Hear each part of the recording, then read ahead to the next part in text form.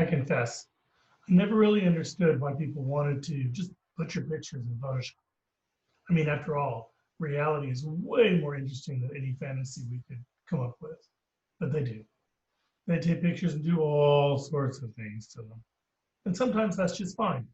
Like one of my friends said, if you want to put the picture on your wall, you can do anything to it you want to.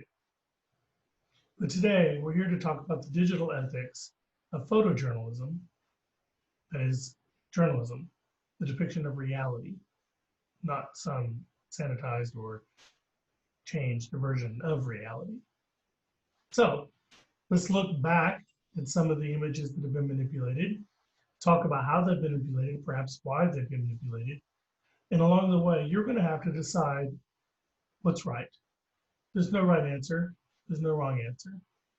It depends on your publication. It depends on your standards. It depends on your background and the knowledge that you have. So let's talk a little bit about the digital ethics of photojournalism. You know, back in 2016, when this image won the World Press Photo of the Year for top image, everybody came out and said, it's been doctored. It's too much. Here's the original. Here's the image as it was submitted.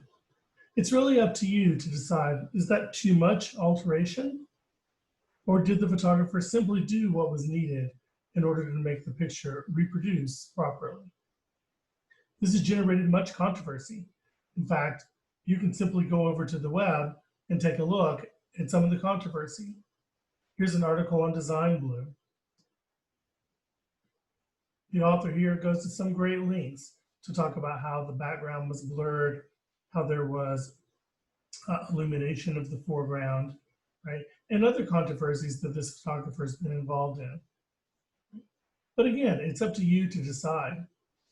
When it came up to World Press Photo, the jury said, for me, when the improvement misrepresents reality, when it conceals part of the context of the image, then a line has been crossed.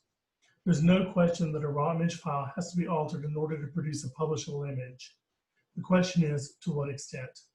We decided to be strict, otherwise it opens the door to all kinds of manipulation.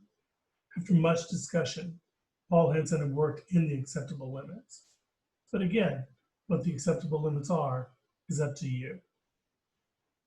This manipulation is nothing new. In fact, here's an example of digital manipulation back in 1982 from National Geographic, when the people working in back shop thought that the pyramids needed to be closer together in order to illustrate the front cover.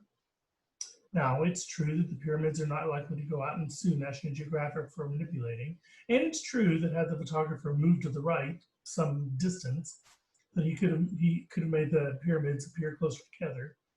But at the place that he was standing at that time, this is not reality. But is it okay? Again, it's up to you.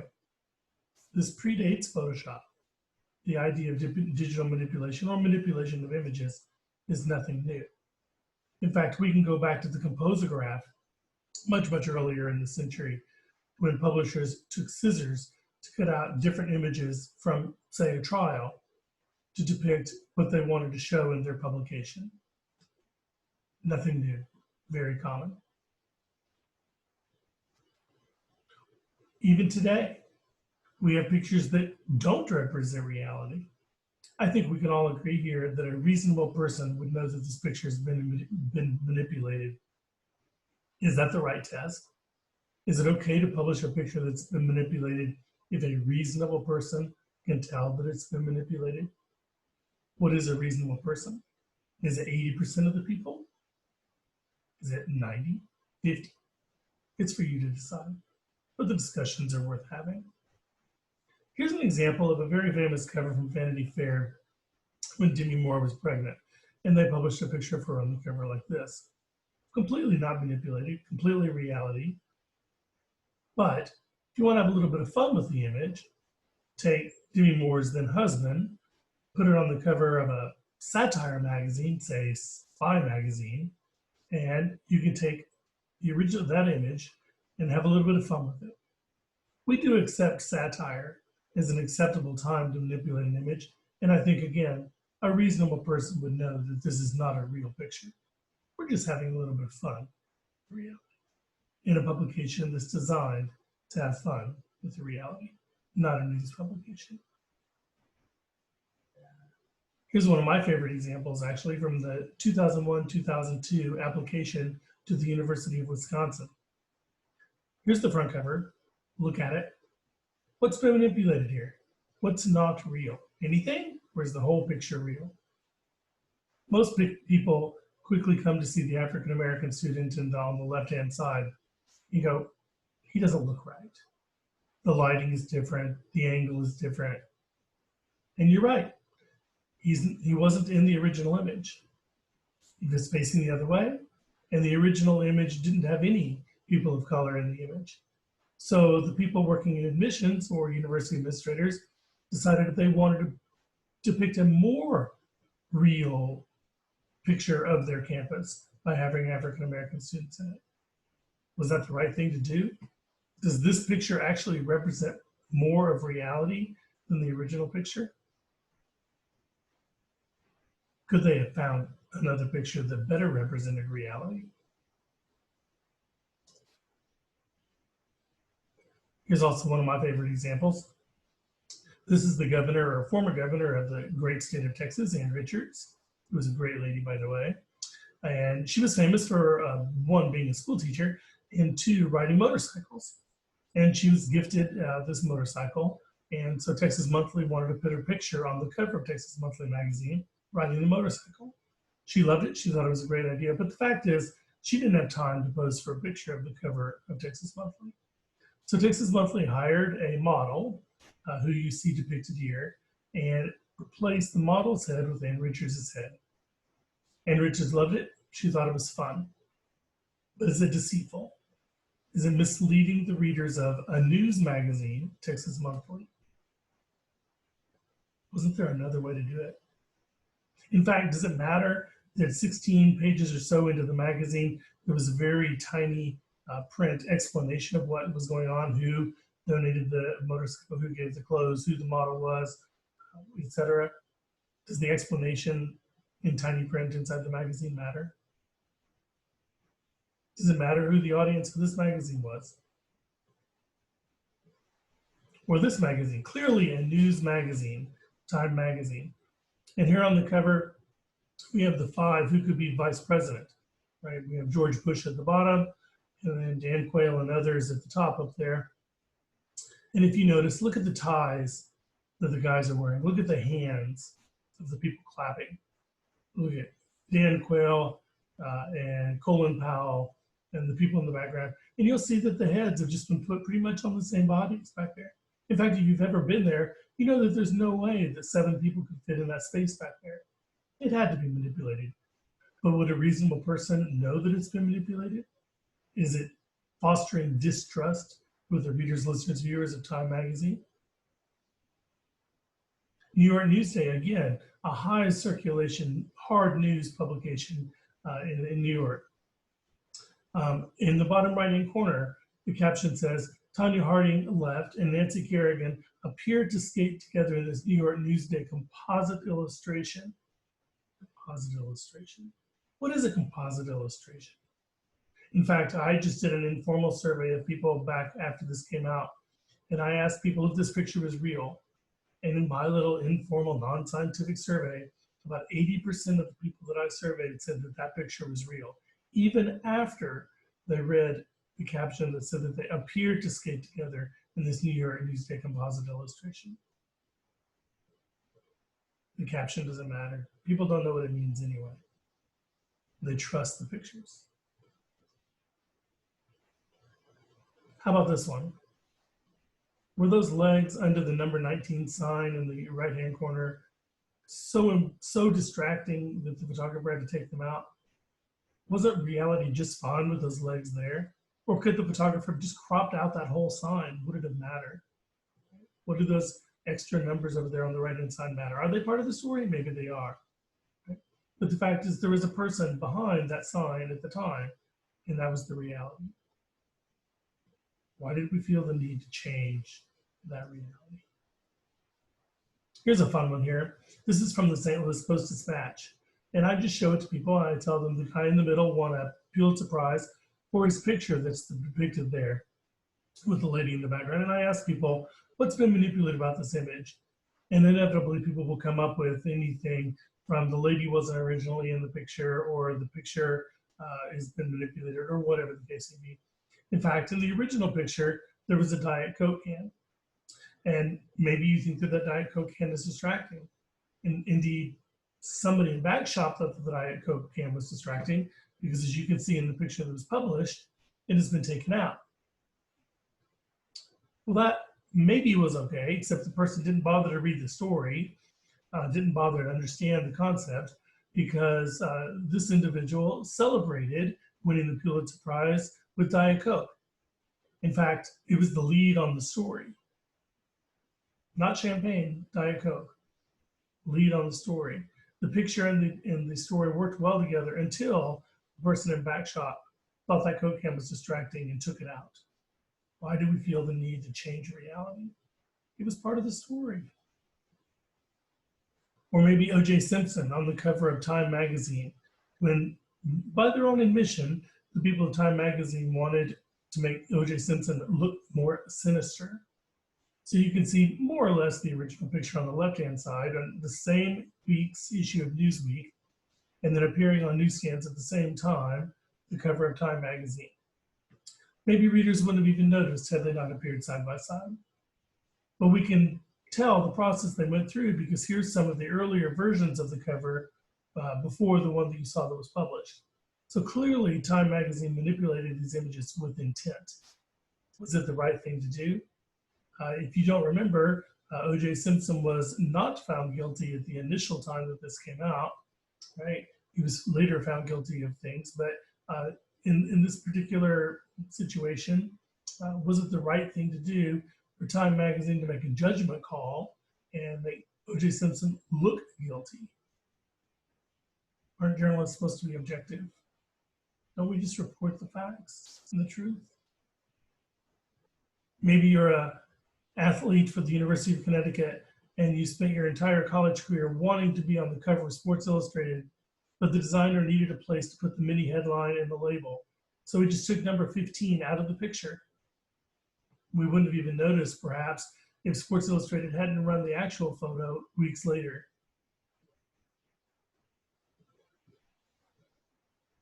In 2012, these things just keep going. Sports Illustrated, again, a very reputable news magazine about sports. But the person putting the picture thought that the Baylor jerseys were supposed to be green, when in fact, they were a very, very dark green, almost black. The original picture's in the bottom right-hand corner. And I can tell you that my friends that worked for the Dallas Morning News, where the photographer that shot this image worked, were very upset about this. They really did not believe that anybody should be manipulating the pictures like that. And the person who did it said he just wanted to make it look more like reality, his reality at that time, not the reality on the field at that game. Dallas Morning News photographer Louis Luca knew that players wore black jerseys for this game, so he was surprised to see them green in Sports Illustrated. This may not seem like a big deal to some, to Luca, now a former photographer at the from the Dallas Morning News, said, but in an age where digital manipulation can and is eroding the public's confidence in what they see produced by professional photojournalists as visual truth, do we really want to do this? Sports Illustrated's response: we've looked into this, and due to a production error, the uniform's colors are misleading, Scott Novak said. We should have caught it, and we will run a correction next week. Next week. Here you have some of the most reputable and amazing sports photographers working for the Dallas Morning News and Sports Illustrated, and we're manipulating them images, and we change the image, and then we're going to run a correction next week? Why can't we tell the truth the first time? So when the Detroit team won the Stanley Cup, the Detroit News production staff thought it would look better and sell more copies if the guy holding the trophy had all of his teeth. But indeed he didn't. A rite of passage for some hockey fans to lose a tooth, but they wanted to sell more copies. Or if you remember the Day in the Life of America series, the same picture, but in order to make the cowboy fit on the cover of the vertical book, they had to move him closer to the tree than he was in the original picture and on the calendar. Well, that's the cover, right? If the cover was supposed to be a day in the life of America, can you trust any of the photos inside the book? Or maybe you're overseas taking pictures of the Los Angeles Times in a war zone, and you have some time on your hands, so you can make a composite, compile two pictures together to make it look better, to make it look more dramatic. Sad, this picture was transmitted from overseas, ran in the Los Angeles Times, and the photographer was immediately fired. He said he didn't mean to transmit the manipulated image. Again, our job is just to depict reality, not to change reality. Was President Obama ever alone? Right? Ever alone? Is the President of the United States ever alone for more than a minute? But The Economist wanted to give that somber feeling of the president being alone, where he didn't have the resources that a president naturally has. But in fact, in the original image, he wasn't alone. And they moved him closer to the oil rigs in the background, right, to fit their cover, to give the message they wanted to convey instead of the reality.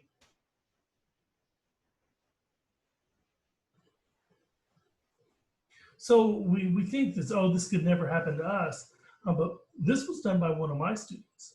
And as much as I preach digital ethics and how we're here to depict reality, not to change reality, one of my students simply cloned the door on the right-hand side and made a mirror image of it and effectively closed the door in the background of the gym because the backlighting was distracting. Something we also preach, right? Backlighting is distracting. The eye goes to the light area. So just close the door. Right? And his argument is, well, we could have closed the door. And I'm like, well, then why didn't you? Why didn't you walk across the gym and close the door? You knew it was a problem from the get-go, so why didn't you? Why do we feel the need to change reality? Is it really that bad that we have to change reality and generate distrust in our images? Like, where do we draw the line? Is it closing a door? Is it adding a person, taking away a person? Like, where do we draw the line? For NBC News, in this bridge collapse, they just threw a picture on Instagram and made it look pretty, as if a bridge collapse is supposed to look pretty, not reality. Unless you think this stops, here's 2016. Here's an Instagram post from the New York Times. And look at the picture. But if you look at the picture that was ran in the print edition, you can see another picture hanging on the wall behind it. And the photographer who shot it said he was there to take a portrait of it. And he wanted to make it look good for the New York Times. There's the picture hanging in the background. An earlier version of the main photograph for this article of a filing cabinet computer at the Democratic National Committee headquarters should not have been published. In the original photograph, the New York Times correction said, the photographer had to remove a framed image from the wall over the filing cabinet, showing a Washington Post Watergate front page because it was causing a glare with the lighting. Was it the right thing to do? But you know, there are times when we can have fun manipulating pictures. Right? The tools are there. Photoshop is there for a reason. There are things that we can do when we take the picture. So I thought I would just take a second and talk about a photo illustration, right? Because you'll see all these photo illustrations are clearly manipulated, right? They're not easy. They take a lot of time. They take a lot of time and planning, right? You have to compile things together. You have to get the right lighting, the right people in the right place at the right time. So you don't think that they can just happen. But when they do happen, they're pretty cool, right? But again, our objective here is not to mislead the reader. They are clearly manipulated. A reader should never wonder whether this is a real image. Take the reader outside the bounds of reality. So we offer some guidelines here for photo illustrations. Never set up a photograph to mimic reality. We're creating abstractions. They need to be clearly labeled, although all of our research has shown that the label doesn't really matter. They don't belong on news pages, right? These are feature content, so put them on the feature pages. And they do take time. So here's one, taking a pear and making it into a light bulb. Clearly fake, or a banana fish. How fun. We can take the time, we can have some fun with it, we can do it right. This one was actually done in studio. Clearly posed pictures, in this case, the person put on top of the game of life. Clearly posed, clearly not real. Or photo illustration illustrating the freshman 15. Or steroid usage. Or increasing tuition. Right, or the signs of life. I'll let you think about it for a second. Let's see, we have the fair in the background, people holding resumes, looking for jobs. Oh, a job fair. So this was a photo illustration for a cover of a news magazine advertising something about the job fair. Weight gaining, credit card solicitation, technology. And so there's just a few examples. And one thing I would advise you to do sooner rather than later is to look for some guidelines.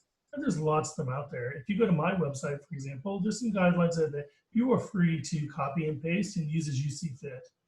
Or maybe you want to go to the Journalism Education Association's website and look for their guidelines, or the National Press Photographers Association's guidelines. They're out there. There's no point in reinventing the wheel. Look at them. For example, the JEA adopted a long time ago guideline statements on manipulation. We know it's really, really simple. So what is the guidance, right? In fact, there was this test that came up with, right, whether and how to manipulate images. The viewfinder test. Does the picture show more than what the photographer saw through the viewfinder? The photo processing test. Do things go beyond what is routinely done in the darkroom, limited to cropping, color corrections, lightening, and darkening? Is the proposed alteration not obvious to the reader? Is it obviously false to the reader? The guidelines from JEA are pretty simple, right? Don't manipulate news photos or photos that are even around news stories or on news pages. Don't publish the images in question. If they're questionable, don't publish them. Find another way. And clearly label the images as photo illustrations. Again, we found that the label doesn't matter so much, but it is a defense when people call things into question. The National Press Photographers Association also has a digital code of ethics for a statement about digital manipulation. We believe the guiding principle of our profession is accuracy. We believe it is wrong to alter the content of a photograph in a way that deceives the public. It's a breach of ethical standards recognized by the National Press Photographers Association. I'd love to visit with you about any of the ideas that we talked about in this digital ethics for photojournalists discussion. You can reach me by email at bradleywilson08@gmail.com. You can go check out my website, or you can find me on Twitter at bradleywilson09. Thanks for a great discussion. And again, I remind you that all of the pictures that are used in this presentation are used simply to illustrate the concepts here, and the copyright of those images remains with the photographer that shot the image. Thank you, and have a great day.